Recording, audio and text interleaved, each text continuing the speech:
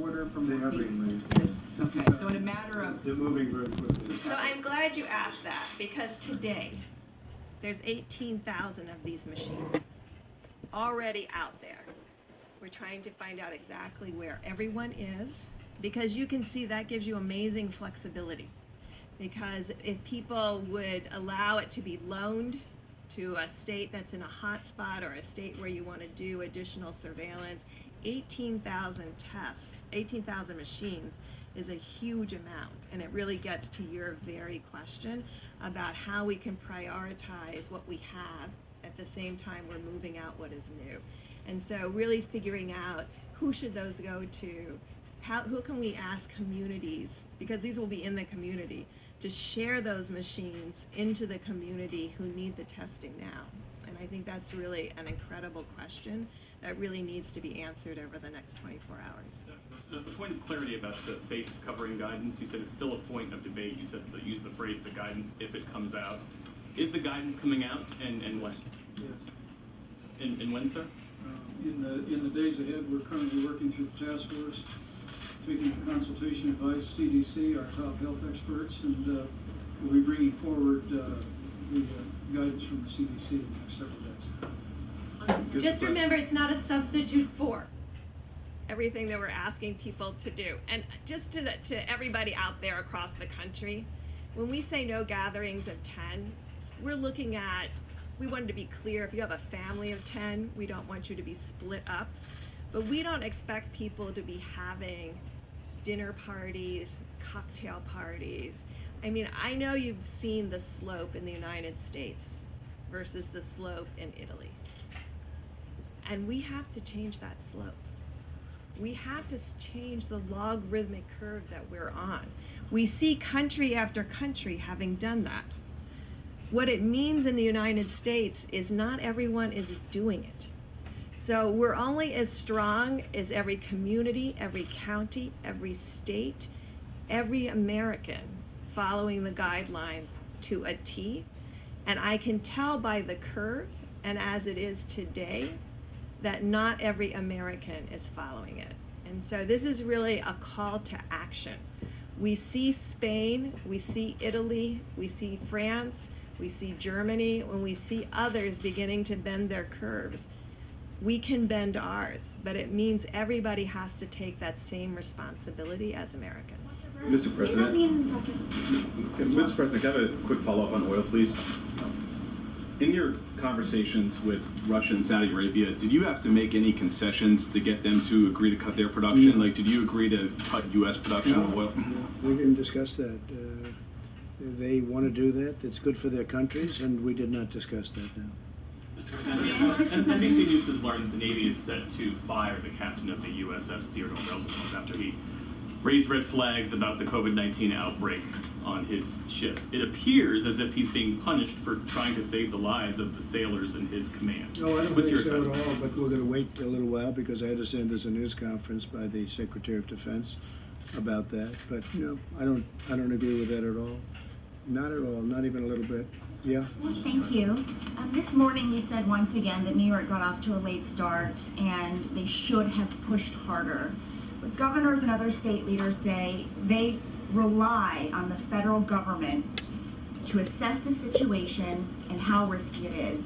And they want to know, how would they have known to start sooner without your guidance? Well, they have experts, and frankly, long after we came out and talked about it, look, how would I have known to cut off China? I cut off China very early. And if I didn't, we would have a chart that you wouldn't believe. So how would I know to do that? How would I know to cut off Europe? I cut off Europe very early.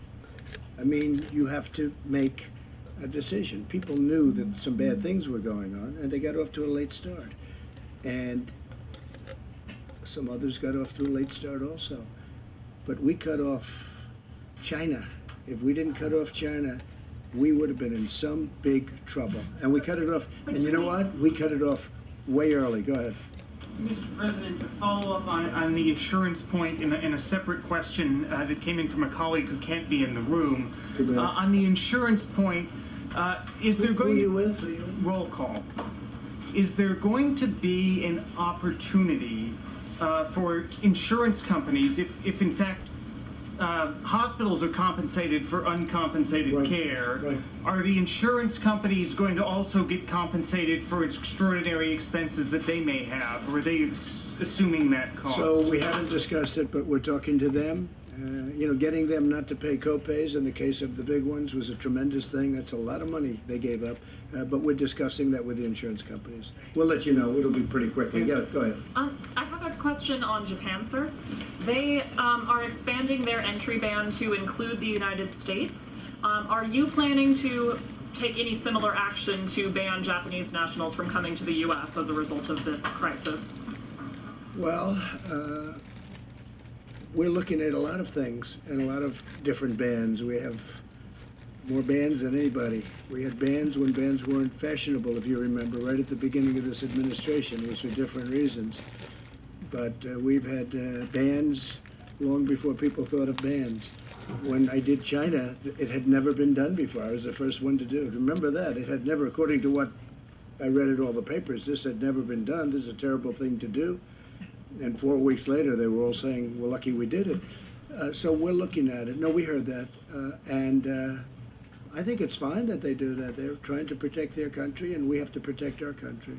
Yeah, please. Mr. President, I asked you yesterday about stay-at-home orders and if that, decision should be left in the hands of governors, or if you're considering telling the entire nation, stay at home. Yeah. So just today, Georgia's governor finally issued a stay-at-home order saying that individuals could have been infecting people before they ever felt bad, but we didn't know that until the last 24 hours.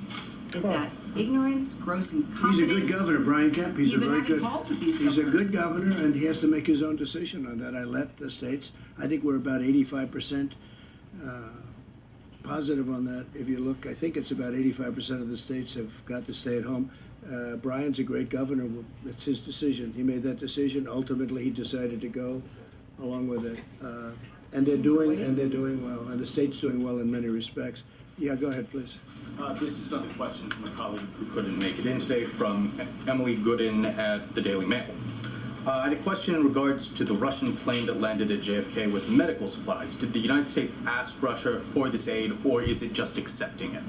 And we're accepting it. It was a very nice offer from President Putin. I spoke to him the other night, as I told you, and they had excess medical equipment, things, and I'll take it. I'll take it. I think it's very nice. We've had some from China. We also help other countries. We like doing that. Like I said before, if we have excess stuff, we let it go out. We let some go out where, frankly, they had orders for it, and I didn't want to stop orders. It was a very nice gesture on behalf of President Putin, and I could have said no thank you, or I could have said thank you. And it was a large plane of very high-quality medical supplies, and I said, I'll take it. Any further aid in your I conversation? think he would if we asked for it, but he was very nice. It was part of the call. He suggested, he said, we have it. It's additional. They have very big difficulties with this virus also, as you know, Russia. I thought it was a very nice gesture on behalf of President Putin. I could have said, no, I don't want it, or I could have said, I'll take it. And you know what I said? I'll take it. Except further aid. I think so, yeah. If they send things that we need, I'd take it. Sure. Nice gesture. Propaganda. No, I'm not concerned about Russian propaganda, not even a little bit. He offered a lot of medical, high-quality stuff that I accepted, and that may save a lot of lives. I'll take it every day. Please, in the back. You said in January you tweeted that you stand with the people of Iran since the beginning of your presidency, and you'll continue to stand with the people of Iran, given the fact that they're so hard hit with coronavirus. Oh, they're very hard hit. But They're would you very hard consider hit. In a lot of easing- ways, they're hard hit. They're hit with their economy, with their military, and with, obviously, the virus. They're very hard hit. Would you consider easing sanctions to allow medical supplies to get in? Well, they haven't even asked us to do that. But Okay? we know that sanctions hit the people, not the government. You know what? They haven't even asked us to do that.